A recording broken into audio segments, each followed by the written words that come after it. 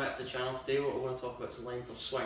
So this is a question on behalf of one of my Instagram followers who's struggling with their overswing, and we're going to use, let's say, something to take away from this lesson to go and practice to hopefully help you stop that golf fall or that tendency. So what this golfer had tendency to do is, so normally we talk about, right, you should grip the club in your left hand, we should grip it 2 or 3 knuckles, that V should point towards the right shoulder. But this golfer had quite a long thumb.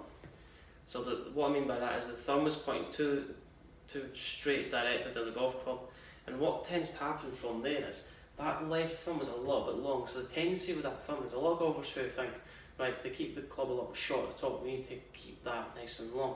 But the tendency of that to happen is, if you've ever read Ben Hogan's book, The 5 Fundamentals of Golf, what he talks about is golfers who struggle with an overswing, that left thumb gets a little bit too long, and from there, I think if we get a little bit long, the wrist joint kind of gets out of position, and the club wants to just keep going all the way past parallel. So what we're trying to do, if you're that golfer, what we want to do is feel like we've got a really short left thumb. So our left hand, obviously, we're remaining in position.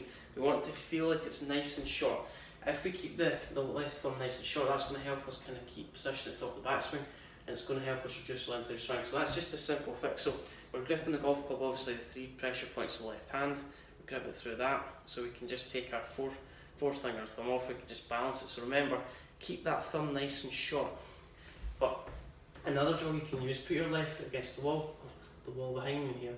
Keep the left thumb nice and short, and all we're trying to do from here is we're trying to stop the club short of parallel, almost in that position. If I overswing, we get that's created through a long thumb, and then the club wants to collide with the door. So what we're doing, keep the left thumb nice and short, grip a little bit, grip nice and tightly with the last 3 fingers, and then keep the 4th finger and thumb nice and short, and relax. We get to the top of the backswing. From there, we're stopping the club nice and short, we're keeping centered over the golf ball, and from there, that's going to help you reduce